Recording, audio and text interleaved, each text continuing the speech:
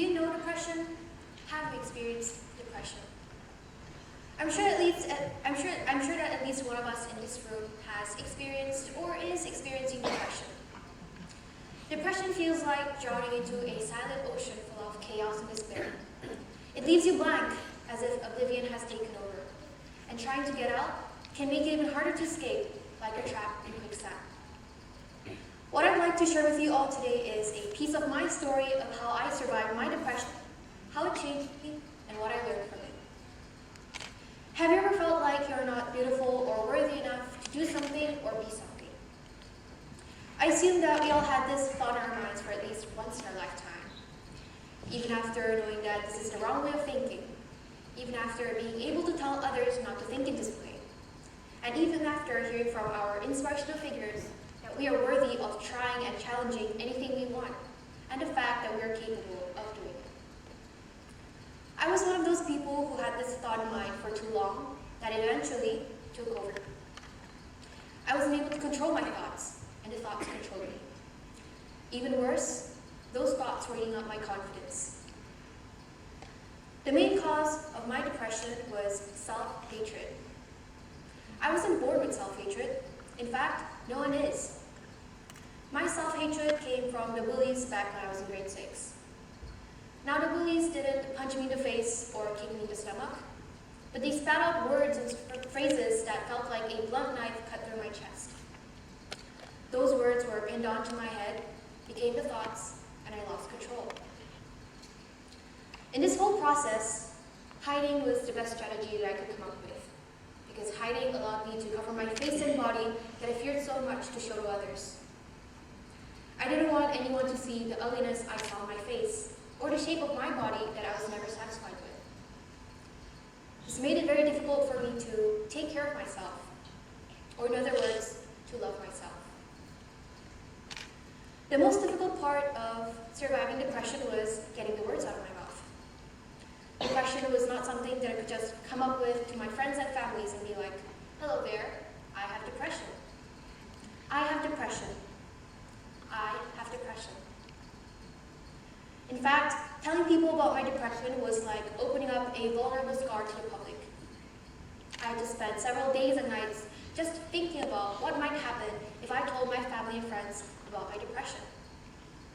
Will they accept? Will they understand? Or will they even support? But thanks to my concern of depression killing me together with my confidence, made me speak about it. So I asked my families, I asked my friends to sit on the table. I sat down in front of them, took a deep breath, and said, "I have depression." Fortunately, I had many people who actually supported me with all their love and care that I knew that I could count on. But what I didn't know was that some people would say, "Maybe you're overthinking it. Maybe you're overreacting it. Maybe if you stop thinking what you're going through is depression, it won't be depression." Now, as they started questioning me and telling me that they also went through depression, I started complaining to myself. Why are they telling me that they also went through something that is similar to mine? What if I experienced something more? Or how do they know if they experienced something worse than mine? What I realized from my experience of telling people about my depression was that the word depression was being used in our daily lives. Like how we say, Mondays are depressing and Fridays are the blessings. It has become this common and easy for us to say that we are depressed, when some of us are not even close to the alphabet D of depression.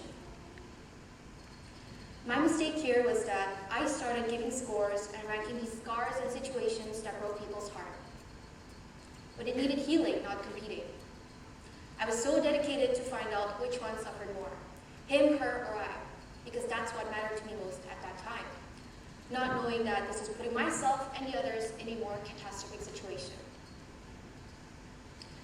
Now, in this whole process of me fighting with myself, did he went through worse, or did I go through worse? Did she go through worse, or did I go through worse? I asked myself, how can you have the right to say which one went through worse? How can we say which one went through worse? So I started searching for answers. I started telling people more about my experience, trying to open up a little bit more about what I'm going through, and telling them what's causing it. Then when I found the answer, my answer was this. You and I have never gone through that situation as that person. It's not like you and I have been through that experience with his or her personality, culture, background, and story. Then what can we say about it? How can we feel? What I found out was that we can all have the same scars from the same places, but the pain and remedies can differ. Then at some point, I stopped. I stopped everything, took a step back, looked at myself and asked, just what do you think are you doing? Are you trying to survive depression, or are you trying to show off your depression? When I realized my mistake and finally found my answer to the question why, what if we have the right to say which one suffered more, I started making effort to change my lifestyle. I started by writing. I started by writing a diary. Now this was not the type of diary that you would look at after 10 years and be appalled by just how cheesy and romantic you were. It was a diary about my life. I started writing a diary about my life. Now as I started writing, I tried my best to take things in the most affirmative way. I started writing down each moment, each situation, each experience on my diary, whether it gave me a smile or a scar. I took it as a lesson, because from my darkest heartbreaks, my scars bled misery. But I took that misery, wrote it down on my diary, then changed it into heartfelt stories that I could later read and reflect on. And writing down my own stories, my own experiences that once teared me apart, was bitter. But I knew that there was always a little sweetness left in my mouth after reading my own stories. Writing played the biggest role in my experience, my journey of surviving depression, because it helped me realize that I did not need to change to fit into others' tastes and opinions. But at the same time, it also helped me realize that I also needed change. Like how I wanted others to understand and accept me, I needed to understand and accept others too.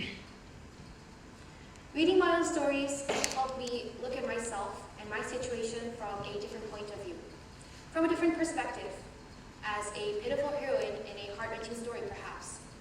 A girl who needed to change, not for others, but for herself. A girl who needed to smile, to express what she feels and not hide her tears. A girl who needed to run, not because of fear, but for her passion. What I learned and what I would like to tell you all from my experience of surviving depression is that we humans are fragile. We are weak. We fall apart so easily that we can be found shattered into the tiniest pieces that you can ever imagine.